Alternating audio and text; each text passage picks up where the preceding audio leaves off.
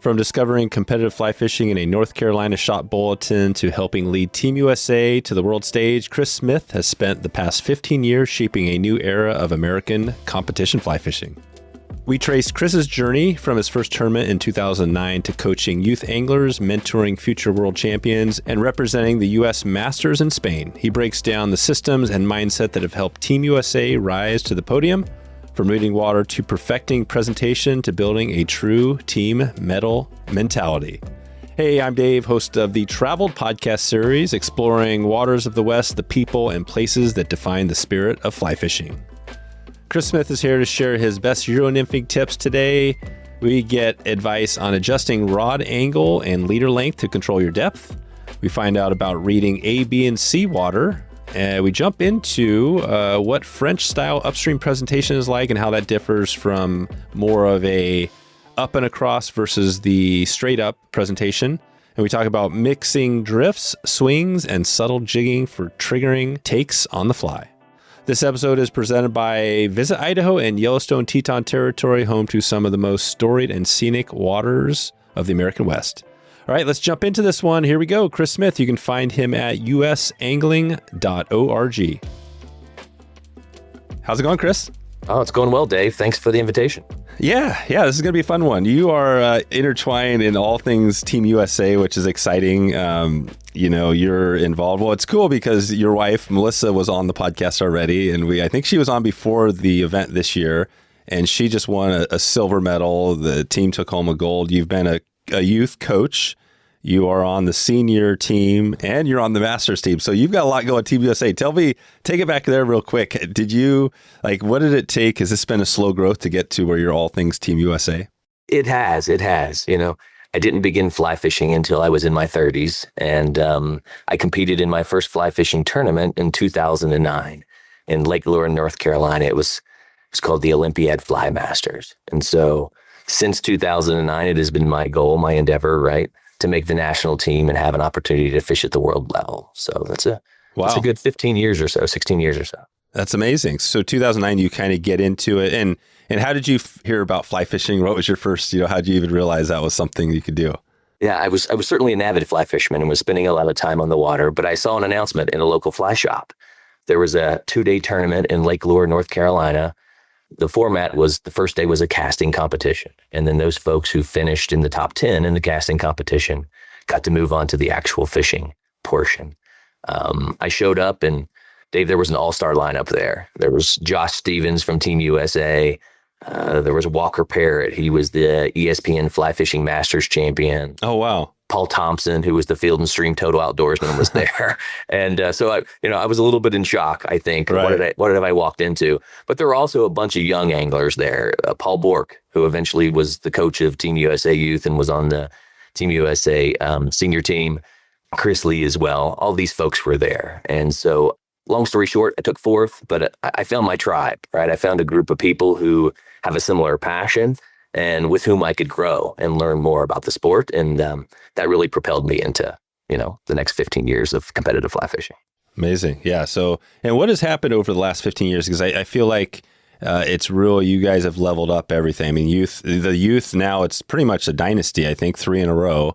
The women have won the gold. And I'm not sure, maybe you can give us an update on what's going on with the seniors and masters, but what's been going on the last 15 years? You guys got some, it's like you're getting juiced up out there. How are you guys doing this? Yeah. We've certainly landed on the medal stand far more than we did in the past. And, I attributed a lot of that to a concept that Paul Bork, who was one of the coaches with me on the youth team, coined team medal mentality. The idea that much like in the Olympics, this is a team sport. And our goal is to win first and foremost is to win the team medal. And if we share everything with one another, if we over communicate, if we share our flies, if we share our techniques, etc., then the likelihood that one of us is going to end up on the individual medal stand is also higher as well. And so I think back to 2014 in Poland when we took first and second on the individual medal stand, but we also, more importantly, won the team medal. And so team medal mentality is something that we've seen the senior team embrace. We've seen the women's team embrace. We've seen the masters team embrace and the youth team embrace. And so I really think it is the key to our success.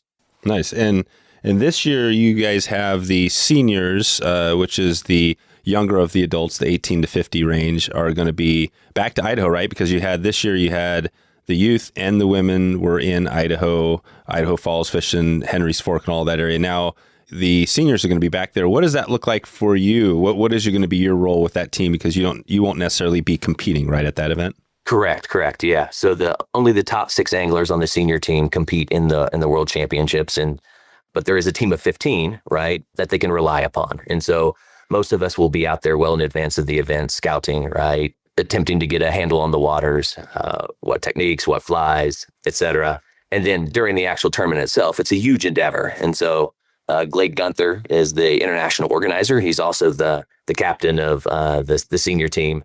Many hands make light work. And so we'll all be out there as much as we can, helping coordinate logistics, marking beats, actually being controllers during the event if we need to be controllers, those types of things. Okay. And I would encourage anybody who's listening, who's interested, to reach out either to myself or to Glade if they want to be a volunteer. I mean, it is a fantastic opportunity to see some of the world's best fishermen, right, dissect our waters. You get to see their flies, you get to talk to them, you get to learn their techniques. And so we're certainly going to be looking for volunteers. Oh, cool. Yeah. And what is a controller? A controller is essentially the judge that you're assigned during your fishing session. And so over the course of the World Championships, you'll fish 5 different venues, and you will have a controller assigned to you. When you catch a fish, it is your job to bring the fish back to the controller. They'll verify that the fish was legally hooked, and then they'll measure the fish, and they'll record the time. So that controller will be with you throughout the entire 3 or 4 hour session. But once again, a great opportunity, right, to firsthand observe some of these world-class anglers. Right. Okay, that's right. And you're saying volunteers. And what can volunteers do if they are interested in going there? What can they do to help? Well, first and foremost, they can be controllers. So they would go through a semi-rigorous training program so that they learned, right, how to identify if a fish was correctly hooked, how to measure the fish, how to release the fish safely in the water, how to record the scores, those types of things. And so the need for controllers is the greatest, but there are all kinds of logistics that need to be handled as well. And so transportation, right, to and from the venues, if you have a CDL or you can drive a bus, that's one thing that you can contribute. Some of the venues like the Henry's Fork, for example, require, an extensive hike. And so just being there, right, to help direct people correctly to their beats is a real value add. And then, of course, there's a ton of logistics related to like getting lunches to people, getting lunches to the volunteer controllers, getting lunches to the anglers, et cetera. Just a myriad of responsibilities where folks can jump in and lend a hand. That's awesome. Yeah, this is exciting. So you guys are they going to be back fishing, the seniors? Will they fish the same areas, or will it be changed, or will it be mixed up? And do you guys know when the event is? Yes. So the event is in September of next year. I don't have the exact dates, but I can certainly get those to you. And then the venues are essentially the same, depending upon, right, snowpack this year, runoff, water levels, all of those different types of things. And so I anticipate that you'll see at least one session, possibly 2 sessions on the Grays River, which is in Wyoming. There'll be a session on the Henry's Fork. There will be a session likely on Sheridan Lake, which is in the Island Park area. And then more than likely at least one session on Hebgen Lake, possibly 2, depending upon water levels in the rivers. So. Yeah, right. And are you, with your experience, do you cover it all? Or are the lakes just as easy for you as streams, or are you more of an expert on one or the other? I feel coming from the East Coast originally, we had very few lakes for me to compete upon, right, early in my competitive career. A few years ago, my wife and I made the move to Colorado. And so I've spent far more time on lakes in the last 4 years than I did in the previous 11 or 12. But I still feel like my forte is the rivers for sure. Is the rivers, yeah. And I think this year, maybe, I can't remember, was it low? I think it was a little bit lower watered. How does that affect, not knowing as you're looking out next year? Do you even think about that now, or is that more you wait till the month before to see what flows look like before you start changing your game? Yeah, typically we try to fish all the venues a year in advance of the competition itself so that, we have some sense as to what the water levels are going to look like. And actually, they weren't too low this year. They were pretty decent. They were good. Okay. The Grays, the Grays was essentially, I think, coming down at that point in time. Yeah. And the other river levels were really, really approachable and accessible, I guess is what I would say. The Henry's Fork can be a pretty big river, especially right after runoff. And so in September, I think it's going to be super, super manageable. It is. Okay. And are you familiar with, have you fished the Henry's Fork or any of those waters before? I have mostly in preparation for the Women's World Fly Fishing Oh, yeah. Championships, where I was helping my wife. Yeah, that's right. So yeah, the Henry's Fork is a fantastic river, really wide river, lots of large fish, variety of species of fish. So we're going to see some whitefish as well as rainbows, and then the two lakes are just fantastic venues as well. I have not fished the grays, but everything that my wife tells me it was a fantastic venue. It was good. How did you prep? What was that like? I know when we had Melissa on, there was some things she couldn't talk about because it was, they were just getting ready for the event. But what was that like in preparation? How did you prepare, her? How did you guys work together to get ready for that? Yeah, we went out several times throughout the course of the year. Once again, we certainly timed it so that we were there 1 year in advance so that we would see similar water conditions, temperature conditions, those types of things. But then we visited the area multiple times throughout the year. There were even a couple of what we would call mini comps, regional competitions on the water leading up to the event that, really helped the angler sort of dial in.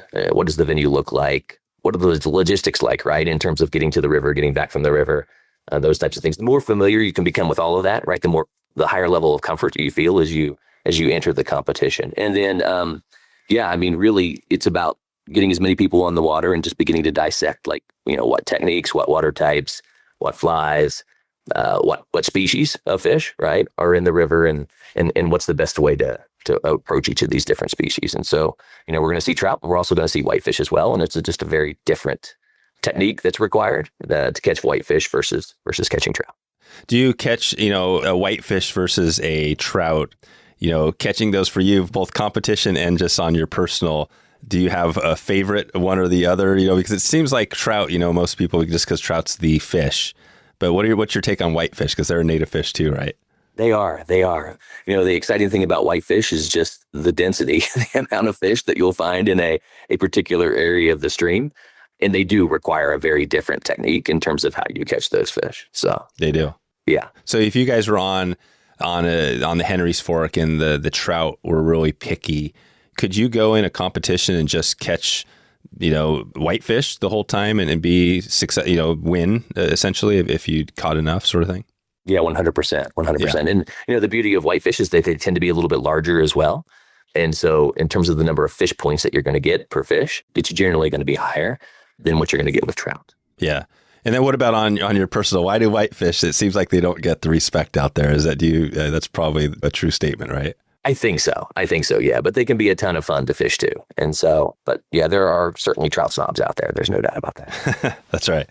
And then what about, so we're into, thinking Henry's Fork, if you're preparing for that, just thinking about the way, again, you said September, so probably the conditions September will be fairly low, right? It would be on the drop during that time. Yeah, it's certainly low when you think about, the water flows for the Henry's Fork across the year, and certainly much lower than runoff. But once again, it's a large river, and it is, to my knowledge, it is a dam controlled river. Right? Yeah, right. And so they have the ability to control the flows, and right. I don't think that low water is going to be an issue. That's for sure. Yeah, that's right. Okay.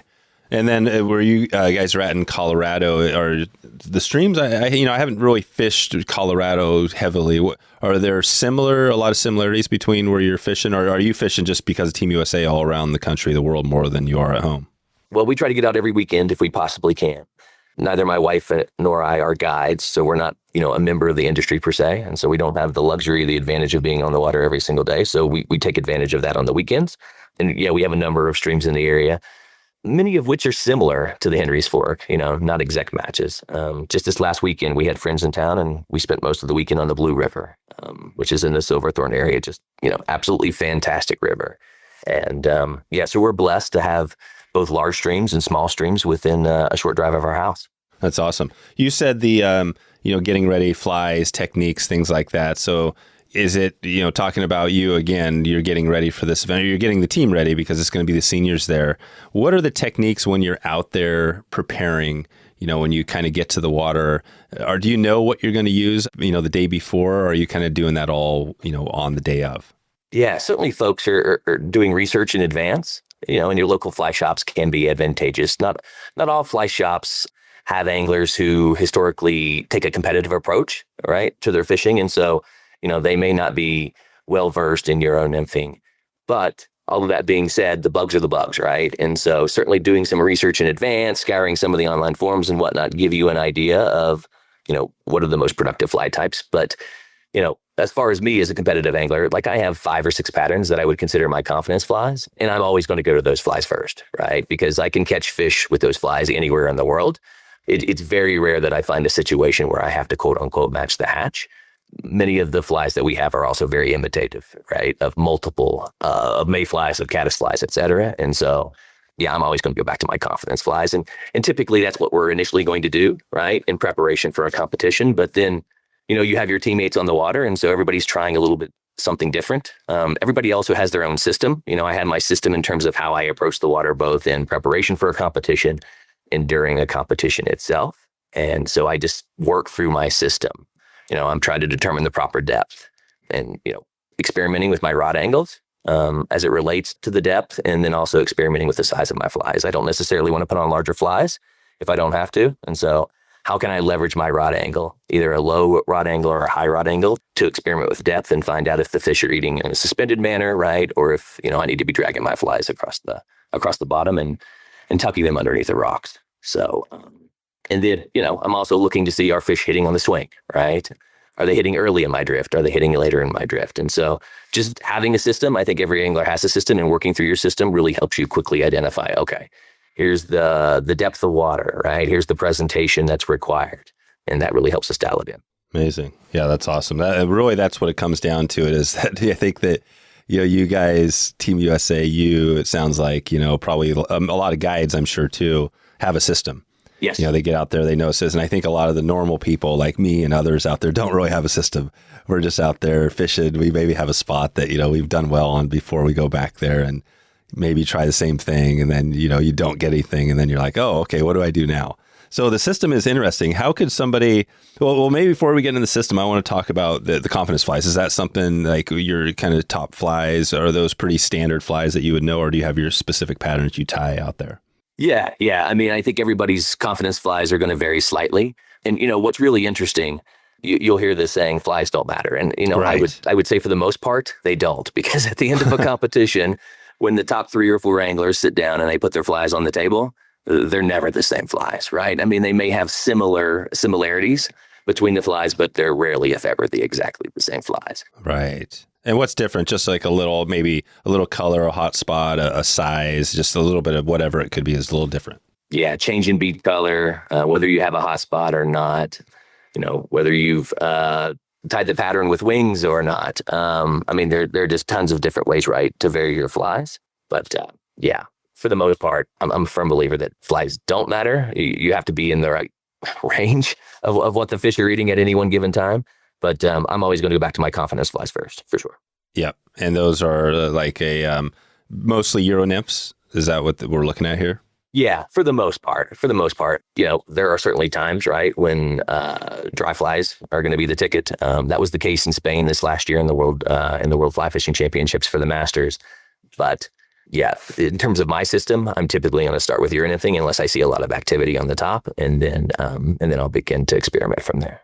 Right on. Yeah. And so that was one you competed, right? The Masters, you were in Spain this year with the crew, with the Masters? Yeah, with the Masters team. We competed back in September. And as a team, we finished 4th, which was 1 spot higher than we had finished the previous year in the Czech Republic. So we're making some progress. And then Pat Weiss actually landed on the medal stand. He was the bronze medalist this year. Oh, amazing. At the World Championships. Yeah. There you go. So you guys are slowly creeping up. I don't think now have the senior or have the Masters, have you guys won a gold yet in that out there? We have. Oh, you yes. Have? So Pete Erickson and Brett Bishop and Mike Sexton and Lauren Williams and that crew won the gold in BC. I want to say that was 2023. Yeah, that's right. I remember that. Okay. Yeah. So you guys have taken So really, you've stepped up the game too. It's not just the women and youth who are doing well. You guys are doing, and then the seniors. Now, give me an update on the seniors. You guys are going to be there in Idaho. How have they been doing? Yeah, they're doing really, really well. This last year, they took the bronze medal, and I'm trying to think if that was the second year in a row they took the bronze medal or not. I have to confirm. Okay, yeah, so they're doing well too. But yeah, they're becoming regulars on the medal stand as well, and dare say I think that they're probably going to be the favorites for the World Championships in Idaho. When I was at the Masters World Championships in Spain, lots of folks were asking me about the venues and trying to get some intel, trying to get some information. But it was clear that those countries were worried about the home field advantage, and you should be, right? I mean, the anglers on the team have had an opportunity to fish these waters on multiple occasions, and so there certainly is a home field advantage. There is. Well, it sounds like you're, since 2009, you've really been involved in the whole process, the coaching, and you really enjoy that. What is that like for you? How have you, kind of embraced that position of coach, even when you're maybe not in the events? What do you love most about the mentoring coaching? Yeah, I've just always gravitated towards being a coach. I was at one point in time in my life, I was a middle school English language arts teacher, wow. and I was a football coach and a track coach. And I've just always enjoyed teaching others. And in 2013 or so, Paul Bork came to me. He was then the head coach of the U.S. youth fly fishing team. And he said, Chris, I would love if you would be my assistant coach and my manager. And so was fortunate enough to join Paul. And we had some just world-class anglers on the team at that point in time. Gabriel Wittosh and Hunter Hoffler and Cam Chiaffi and Hunter Enlow and Andrew Brown. And these are guys that grew up together on the water, that fished together, almost every single day, if not every single weekend, and really, helped us coin this concept of team medal mentality. Like, they were so unselfish. They shared everything with one another. And, they knew the same three of them probably weren't going to be on the medal stand every single year, but that was fine, right? And so they just kind of rotated through it all. And at some point in time, I think every single one of them ended up on the individual medal stand. But more importantly, right, we took home team gold throughout those years. Gold in Ireland, gold in Poland, gold in Vail, and then silver in Spain, which was my last year when I was actually the head coach that year. So in 2016? 2016, yes, that's correct. Yeah. So, really just enjoyed working with those youth anglers. And honestly, it helped me up my game as well, right? Because we were experimenting and trying new things on the water. And, that impacted me personally as an angler. And certainly it was exciting, right, to help coach those guys to success. So, and do you still keep up with some of the kids that you coached during that time? Yeah, not ironically, but many members of today's senior team. So Cody Bergdorf, he was an angler during that time. Jack Arnault was an angler during that time. And Mike Kamara, he had just started his competitive fly fishing career. He came to many of the clinics that we held around the country, in North Carolina, in Montana, et cetera. And so, many of the senior team anglers were youth team anglers as well. And that makes sense, because I feel like when you look at, the example is probably baseball, Major League Baseball. You have these whatever percentage of people that make it to the major leagues, but you got the minor leagues, which is huge and probably a lot more people. It's kind of a similar thing with what you have going there. And then with youth, even before youth, you have kids that are competing. Again, it sounds like that's kind of what's going on, right? You've got these different levels of people making it up through the ranks. Is that kind of how you guys see it? Is it similar to a minor league sort of thing process? Absolutely. We didn't have that system in the past. And so you asked, what's contributed to our success in the more recent years, and it's that we've built this system, right? We have a series of regional competitions throughout the year. We have a series of interregional competitions throughout the course of a 2-year cycle, and then ultimately we have a national championships. And in all of those events, you're going to see youth anglers, you're going to see women anglers, right? You're going to see senior anglers, and you're going to see masters anglers. And so we're all out there learning from one another, challenging one another. And, I think it's led to a far more robust system. And that's why I think we're seeing success. It's a system that has been in place in Europe for quite some time. And so if you go it has been. Yeah. If you go to the Czech Republic, or you go to Spain, or you go to France, there are literally hundreds, if not thousands, of competitions every single year. Yeah.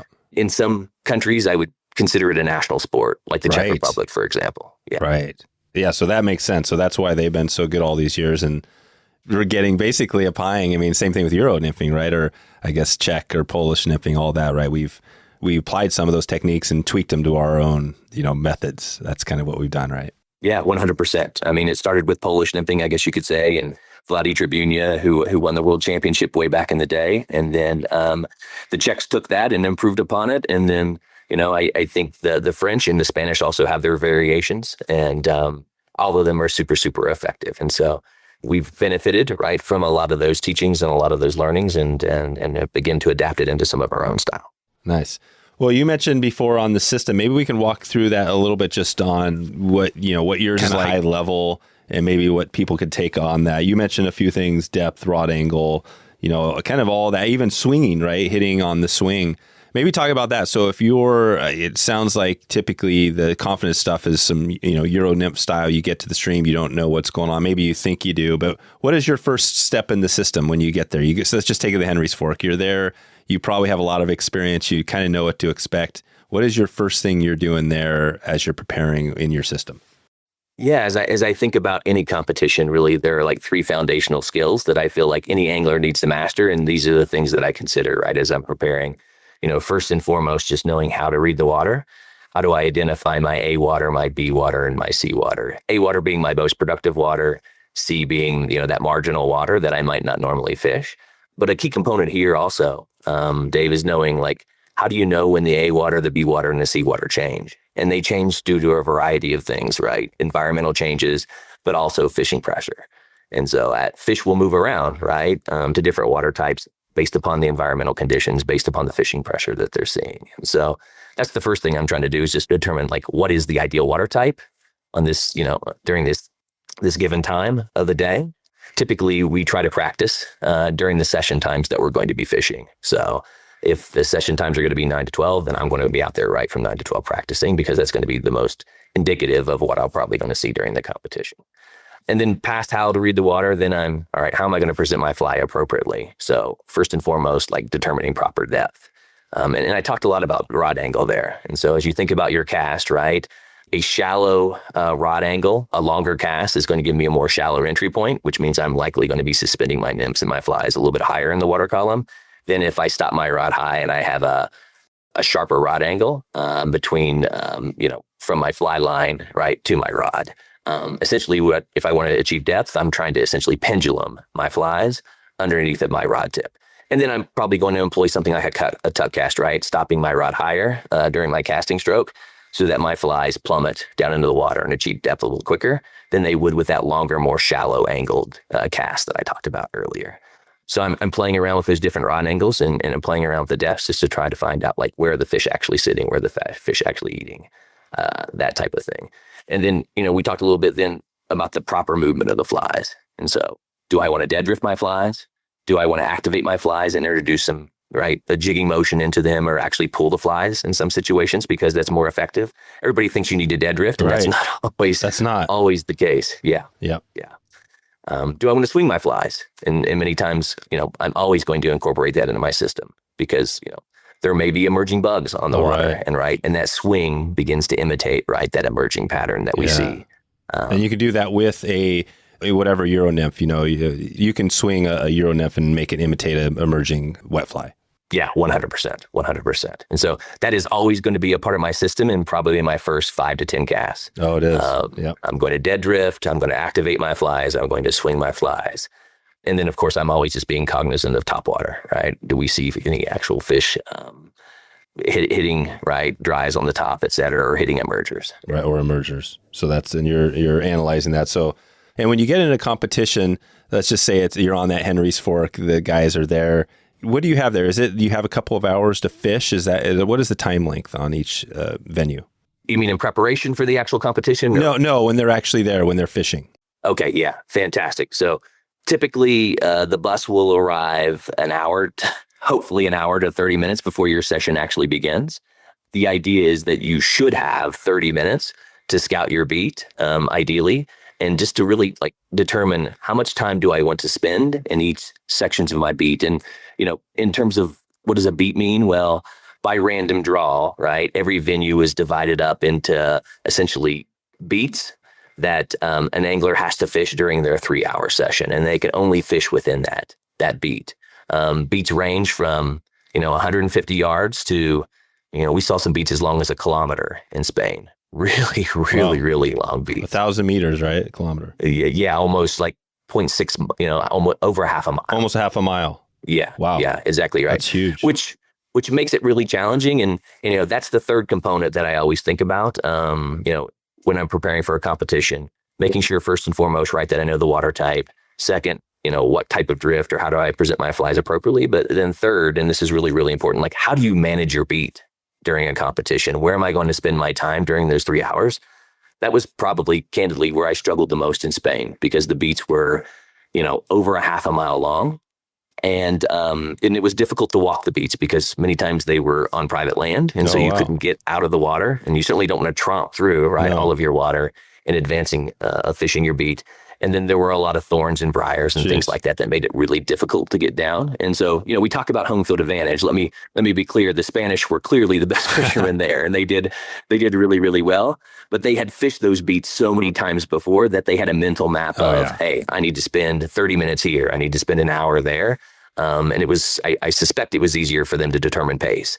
And I really struggled. Like in my last session, I got to my best water, which was probably, almost a half mile into my beat with like 5 minutes left. Oh, wow. So, yeah.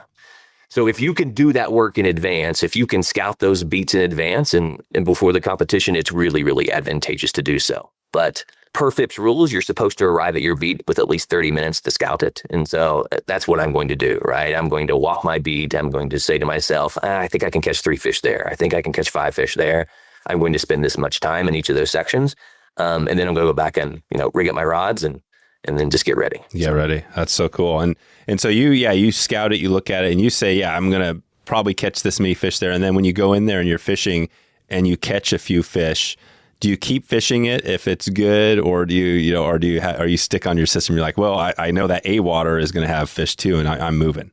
Yeah. Well, it really depends on which session we're talking about. I mean, is this the first session in the competition, or is this the 5th session in the competition, right? Because in the 5th session, 4 other anglers have gone through there before me. I tend to have something I call the 5-minute rule, which is if I don't catch a fish in 5 minutes, I'm moving on. But that's just my fishing style. I like to cover water. I'm looking for fresh fish as much as I possibly can. Yeah. So that's cool. Yeah. So this is really interesting. I think the system, again, we're talking a little bit about this system, which is probably for you guys and a lot of everybody, it's pretty basic, but I think for the rest of us, it gives you something to, it's almost like you're checking, you're systematic, right? It's a system. So reading the water is one that always comes up. You come to a piece of water, how do you read the water? And you're breaking it down from A, B, and C water. What is that when you look at, you come there, you look at the water, what is the difference between A, B, and C water in general? Yeah, well, usually, once again, it depends on environmental conditions. And so, I'll tell you a little story. I was fishing the America's Cup. I want to say it was sometime around 2012 or 2013. I had this beat on the Blue River. It was an absolutely beautiful beat, and it had a lot of what most people would traditionally consider A water. In other words, just off of the side of the heavier current, these little slower seams, right, where larger fish are going to tend to sit, and it allows those fish to move into the current, right, eat a drifting nymph, and then move back into the slower current and conserve their energy. And so there was quite a bit of that water in my beat, and I fished it early. It was cold in the morning, and I fished it, and I caught a few fish. But then right around 11 o'clock or so, like a hatch came off. And what I discovered was that those fish were no longer sitting in that slower current just off to the side of the current water. They had actually moved into the fast water, because at that point in time, it was so advantageous for them to be in that fast water and just essentially sit there, right? Suck them in like a buffet line, right? Right. And, I listened to a podcast one time by Gary Borger, and he said the IQ of a fish is 6. But one thing that fish know really well how to do is determine what is the caloric value, right, of something versus the amount of energy I need to expend to get it. And so in this case, it was advantageous for those fish to be in the fast water. And so they were just sitting in that fast water. Use some energy, right? Use some energy in the faster, but collect a lot more bugs. Yeah, exactly right. So that's just a great example of how the A water changed, right? Yeah. At that point in time, the A water was the faster water. Yeah. The heavier current. I see. Yeah. And so, but that is typical. Yeah. You're looking for the seams, you're looking for structure, and the B water just might be, whatever that is, the faster water, maybe the slower water is B water. Could that be that really pooly, just slow, stagnant water? The C water, could that be B and C water? That could be A water too. Yeah, that's going to be your B and C water. But once again, it depends on the conditions. And so, a lot of fish in the wintertime, for example, right, will move into that slower, more stagnant water. Yeah, that's right. Because at that point in time, there isn't a lot of bug activity, and they are essentially trying to conserve as much energy as they possibly can. So, but historically, I think people look at A water as, hey, it's water where there's protection from predators, that there is the right amount of what I call comfort for the fish. It's the right temperature. It's the right oxygen content. It's a place where they can hold and the current doesn't exhaust them. And then last but not least, certainly there's ample food there, right? And so that's what most people would typically consider A water. Just once again, though, it changes based upon the environmental conditions. Yep, perfect. And then when you're looking at the fly presentation, which is huge too, because you have all these different, depth and, different casts and, talk about that. So if let's just say you're in that water, you feel is good, there's some fish there. Where do you start with depth? Do you start kind of high and work your way down low? Because I think a lot of people, they get into Euro, they think, oh, get them down the bottom. You got to get on the bottom, right? But that's not the case. No, it's not. And really a factor to consider there too is how many flies are you fishing, right? Are you fishing a single fly? Because there are many instances where you want to do so. Pocket water, for example. Are you fishing 2 flies? And there are some anglers who fish 3. I do not. But, the advantage of fishing multiple flies is that you're fishing different, right, layers of the water column. And so you want to be really mindful, right? Am I always catching fish on my dropper? Am I catching fish on my point fly, et cetera? But I tend to start with a shallow entry point. As far as urine nymphers are considered, I probably cast a little longer than most, which results right in that shallow entry point. And I tend to fish right from top to bottom for the most part, until I've dialed it in, right? And then once I know where the fish are, then, I'm not going to experiment, right, with my entry point and my angles unless I stop catching fish. So. Yeah, that's right. And by far, what would be working farther out, what would be a distance on when you're Euro nymphing you'd be casting out there? A lot of times I'm casting around 30 feet or so. Yeah, especially, when I have spooky fish or clear water or those types of things. Yep. Yeah. Okay. So 30 feet. And then on that, what you're saying is if you're hitting that further, same. I think the youth did it this year, and I think I heard about that the water was up. It was the conditions were pretty crazy, right? Because it was high, but some of those kids were able to wade out a little deeper and hit the far seam where people were getting pressure. Did you hear about that a little bit with the youth? A little bit. Yeah. I mean, we always encourage them, right, to be safe and to approach the water with the proper amount of caution. Right. But that being said, athleticism is certainly a factor in all of this, right? And so, it is. They had been there before, and those anglers are really seasoned in fishing some of the heavier waters. And so they were really comfortable, I think, in doing so.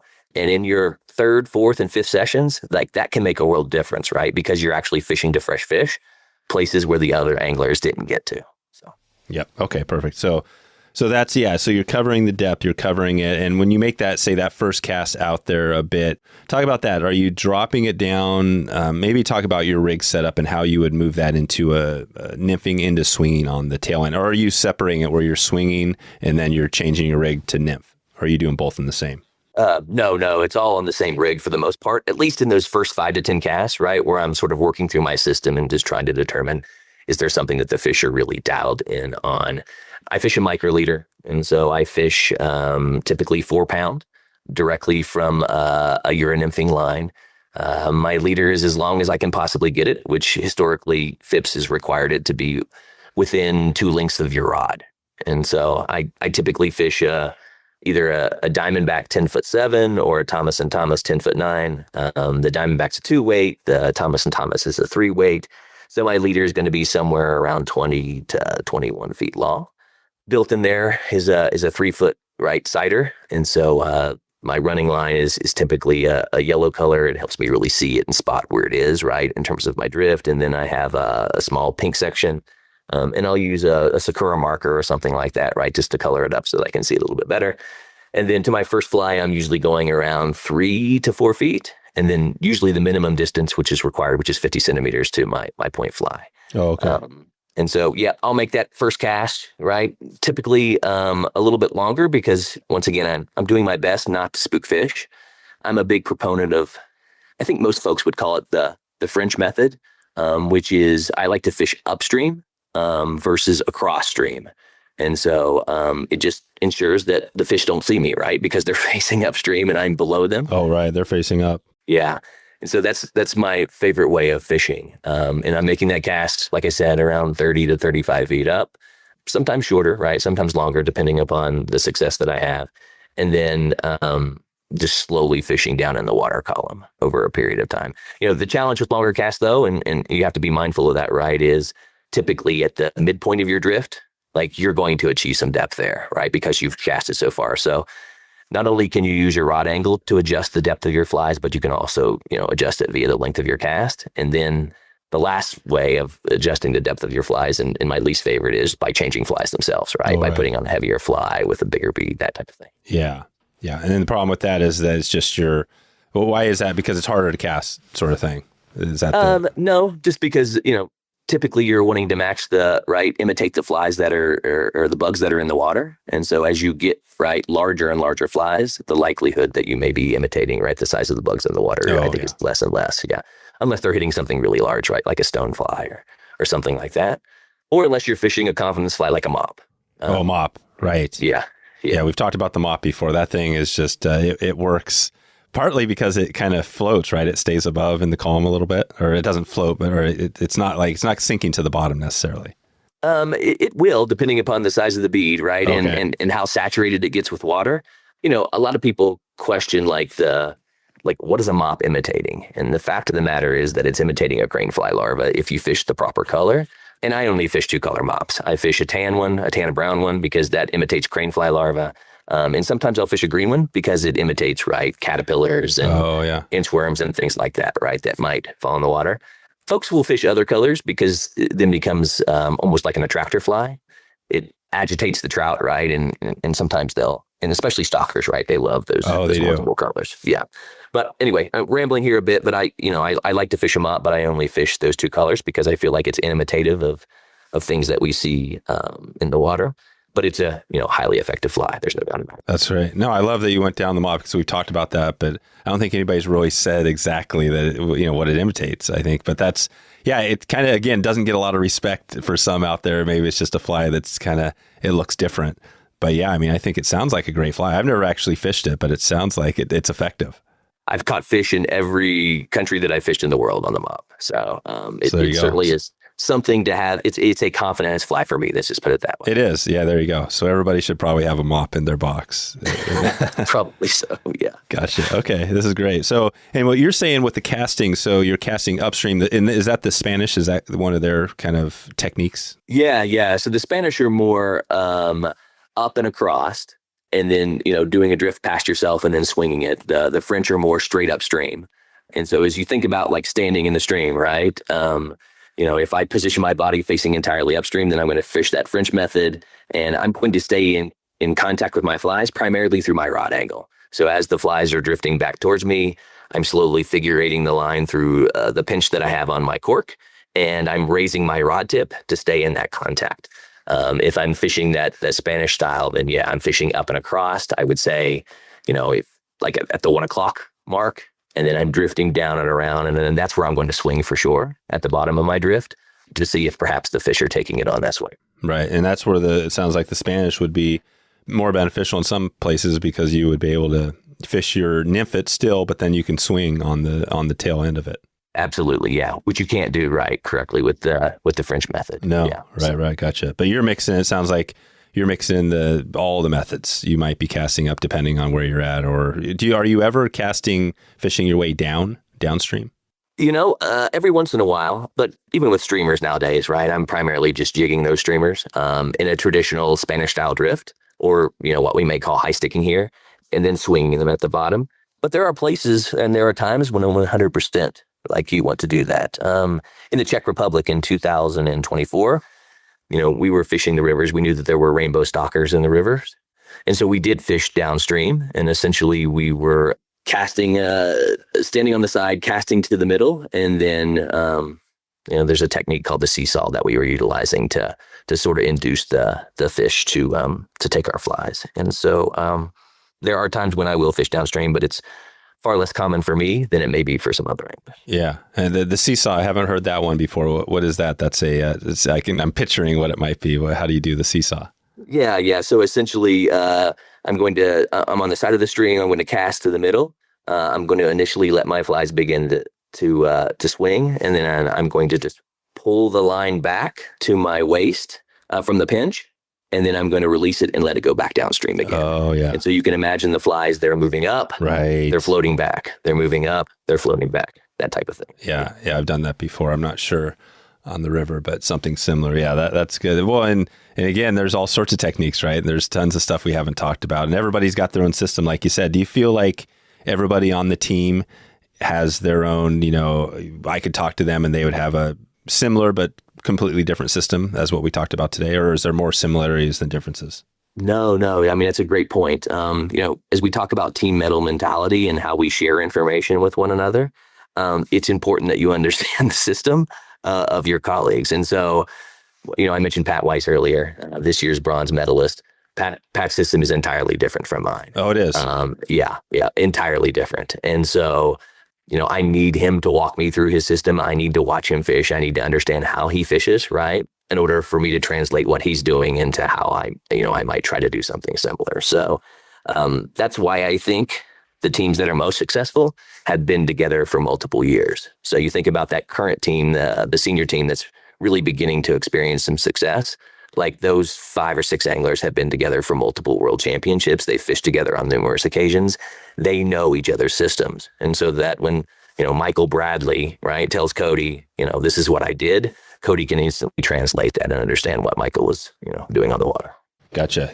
And what about on the, just a little bit on the dead drift versus on the movement? When are you dead drifting versus kind of activating, or is that just, is that it's all part of the system? Part of the system, yeah. It's all part of the system. And so, typically I'm going to try to dead drift my flies first. That's where I go first. But if I'm not having success, right, then that's where I'm going to activate them. I'm going to introduce a little bit of a jigging motion. Maybe I'm going to pull my flies faster than the current. Sometimes, Devin Olson has a great term for this. It's called downshifting. Like sometimes I want my flies to try to drift slower than the current, or I want to make sure that those flies right are on the bottom where the current is less extreme and less fast. And so I may want to downshift them.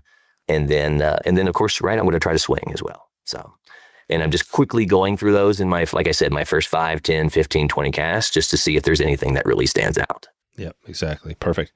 Well, this has been great. We're going to take it out of here in a little bit, Chris. I just wanted to do a little segment. We've got this new segment. A river runs through it. We've been it's been interesting. My kids had never seen the movie before, so we watched it recently, and it was interesting. I'm not sure. I always love to go back to this because I think you said 2009 you got into Team USA, but were you fishing well before that? Were you around in the early 90s when the movie kind of came out? Yeah, I was not a fly fisherman at that point in time. I was a spin fisherman, but yeah, I'm aware of the movie for sure. Yeah, you're aware of the movie. Yeah. Well, it's interesting because there's some things in there I hadn't watched in a long time, but we watched it, and one of them was on. And this is kind of a random segment, so I got a few just random questions. Then we'll take it out of here. But they had a metronome, right, in the movie where it's like a 2-count rhythm, right, or with the fly casting. What is you've probably, I'm sure, taught people, or maybe, I'm not sure, on your history with your fly casting. What is it, first off, is that metronome, have you ever heard of that before? Was that just an old thing that was just, or a movie thing, or and then talk about your casting instruction. Have you done a little bit of that? Yeah. I mean, it's a great question. I mean, historically, right, you hear folks talk about 10 and 2, and I think that was the intent of that metronome. Okay. I think a lot of our more innovative fly casters, I think of Mac Brown out of Bryson City, North Carolina. Yeah, he's really redefined, right, how we think about fly casting and sort of dispelled the myth of 10 and 2. And, I wouldn't consider myself a great fly casting instructor. I am a decent caster, but, I think it is about like just keeping your elbow tight to your body, right? But knowing that you're going to have to adjust the 10 and 2 based upon the distance that you're wanting to cast, right? The weight of your fly line, the weight of your flies, right? All of those different types of things. And so it certainly is a good foundational skill to master. But, once you've mastered those foundational skills, then you begin to exercise autonomy and experiment with things based upon, a variety of conditions that you might encounter. Right, and casts and all that. And you mentioned the tuck cast. There's all sorts of different casts and rod angles and, how you're going to be doing it out there. Well, so on the couple of questions here, so we mentioned River Runs Through It. I wanted to get into a little bit on, your, movies, things you're watching, kind of maybe some podcasts. You mentioned some podcasts and music and things like that. But let me get one more fishing question out of here first, and then we'll jump into a couple of those random ones. So we mentioned there's going to be probably on the Henry's Fork, probably some pressured water. I mean, the Henry's Fork is known. We've heard people talk about how technical it is. If you guys are getting ready for that, how do the anglers there, or how are they going to adjust, or how do you adjust to pressured water? How do you fish that differently than if you're on the first beat, first time on that section? Yeah. Going back to our conversation about A water, B water, and C water, I'm going to begin testing what I would have traditionally considered the C water, right? The marginal water, places where maybe fish have moved into, as you think about, right, we no longer fish multiple sessions in one day. There was a point in time when we did. And so the way the competition is structured now is that you fish a different venue from a certain period of time of the day on a different day. And so on Monday, I might be on the Henry's Fork. On Tuesday, I might be on Hebgen. On Wednesday, I might be on Sheridan, so forth. But back in the day, we used to have to fish beats consecutively back to back. And so I would fish the Henry's Fork from 9 to 12, and then another angler would come in and fish it behind me, the same beat, right, from 1 o'clock until 4 o'clock, et cetera. Those were the types of situations where you began to think about, well, where did the angler release his fish, right, when he caught them? And, what's the reset time for these fish? And might they eat again, right, later on in the day? And so, those are the things that begin to circulate through your mind as you think about, where's the fish? Where are the fish? Where's the fish density? Those different types of things. That's right. Yeah, that's an important thing to think about, right? You fish it in the morning. Yeah, there's a certain amount of time where those fish are going to forget kind of their memory, right? They don't remember everything. So they're going to be back there maybe by the end of the day, and it'll be like clean slate almost, right? Yeah, but maybe not in the water type that they were originally caught in, right? Oh, okay. And so, yeah, perfect. Okay, good. Well, I want to just ask you a few of these kind of random. One of the things we get a lot of people love when they're on listening to these podcasts is kind of some resources. And I think that books always come out, but they could be anything, videos. You've worked with a lot of people over the years. Do you have a few? Are you more a book guy, more video? What do you think is a good resource we could send people out to learn more about, say, Euro nymphing? Yeah, I'm 100%. Well, I wouldn't say I'm 100%. I'm a little bit of a mix of a book guy and a video guy. If you haven't watched Devin Olson and Lance Egan's series on nymphing, right? I think there's at least 2, maybe 3 different videos in that series, dynamic nymphing. Right. Those are good. Yeah, I think those are must-haves for folks who are just getting started. My neighbor across the street had never fly fished, and I turned him onto those videos, and it's amazing how quickly, right, it reduced his learning curve, as well as just time on the water. He and I working together. So I think that's a fantastic video series. From a lakes perspective, I would also say Devin has a new book out that I think is really, focused on stillwater fishing. I think it's a fantastic option as well for somebody who's new to the concept of lake fishing, right? And taking those 3 principles that we talked about earlier, which is what water type, like where in the lake are you going to catch fish? Right. Like presentation type, like, are you pulling lures? Are you static nymphing, right? All of those types of things. And then, beat management, right? How do you handle having a competitor in the boat? Right. He sort of dives into and addresses all of those things. So I think those are really, really valuable. From a casting perspective, you heard me mention Mac Brown earlier. Oh, yeah. So he has an older book called Casting Angles. I think he wrote it while he was professor at Western North Carolina. If you really want to get into the science of fly casting, awesome. then Mac's book is a fantastic choice. Yeah, and that's Rod Angles? I think Casting Angles is the name of the book. Casting Angles. Yeah, Casting Angles. Perfect.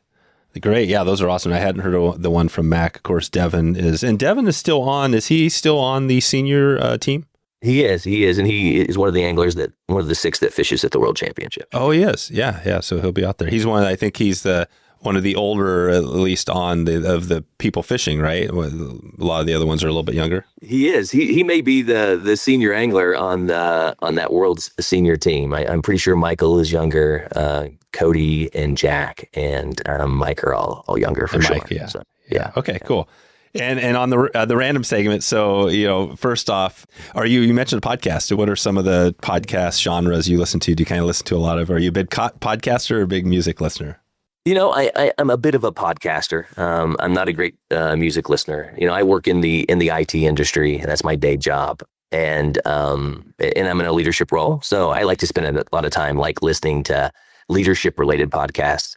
There's a podcast by a gentleman named Patrick Lencioni. It's called Knowing Your Working Genius. And I like to spend a lot of time listening to that podcast. Perfect. So. Knowing Your Working Genius. This is great. Yeah, I'm a big podcast listener as well, obviously. So I always love I have a ton of business podcasts, stuff like that. So what was the title again? It's the Working Genius podcast. Yeah, the Working Genius podcast. Okay. Yeah. And the idea behind the Working Genius is that we all have activities that drive us, that give us energy in our work. They're called our working geniuses. And so how do you identify what your working genius is? And then how do you engage in that type of work as much as possible? So. That's perfect. And on the movie, what about that? Do you watch any movies? Do you have a favorite, genre or movie out there?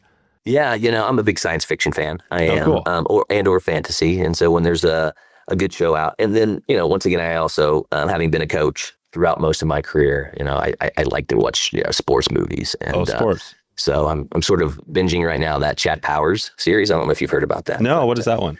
It's the story of a college football player who has some real challenges and has to essentially reinvent himself, and so he essentially is ostracized from the league, and so he puts on some makeup and comes back as another athlete, right? And so and he makes a team and he leads them, to success and all of those types of things. But oh man, that's amazing. Yeah, it's about the juxtaposition, though, I think, between his behavior beforehand, where he wasn't really a very liked guy, and he's reinvented himself now as a player that everybody loves. Crazy. And it's pretty cool. That is really, it sounds like an interesting movie. And then science fiction versus fantasy. What's the difference between those two? Well, science fiction is going to be more like Star Wars, right, and whatnot, and then fantasy is going to be like The Hobbit and The Lord of the Rings. And, okay. A lot of those. So yeah. But candidly, not much of a TV watcher anymore, not much of a music listener. No. Yeah, you don't have enough time with all the Team USA stuff, right? It keeps you busy throughout the year. 100%. Yeah. Yeah, perfect. Good. Well, I guess we could leave that there. And I wanted to ask on your, just on your fishing, do you have anything you're working on personally, like maybe a weakness that you've been focusing on that you're going to try to level up this year? Or do you kind of have everything dialed in for the most part? Well, certainly don't, right? I mean, there's tons of opportunity to learn. One of the things that Spain revealed is that, I certainly have an opportunity to refine my dry fly game. It was crazy there, Dave. I mean, you were having to make 40, 50, sometimes 60-foot casts up underneath of low overhanging trees. And if you did not present your fly in the right way, and essentially that was you wanted the fish to take the hook end, right? The tail end of your fly first. Oh, yeah. Because if you were doing a traditional drift here, those fish would come up and they would nose and they would feel that tippet, right? That's attached your fly, and they would shy away immediately. And so you had to essentially present the fly in such a way that it was drifting tail end first in order for them to take it and for you to hook up. And so to make that quote unquote J cast, right, at 40 or 50 feet up underneath of a bunch of overhanging trees, like it was challenging, but it was exciting. So since I've came back, I've been spending a lot of time on the South Platte, just like practicing that technique and refining the leader formula that makes it really easy to do that. So. Amazing. That's so good.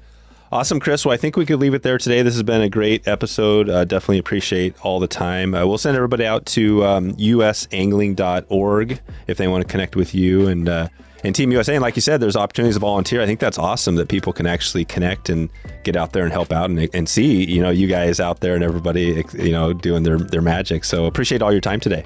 It was my pleasure. Thanks for the invitation again. There you go. You can connect with Chris if you head over to usangling.org. Check in with everything they have going, including a big world championship in Eastern Idaho this year, 2026. They're going to be, like we talked about, they're going to be heading there. And if you can, please support them. You can check in with me at dave@wetflyswing.com. I'll let you know what to do to get involved here. And if you want to connect with us, get more involved, you can always go to Wetfly Swing Pro.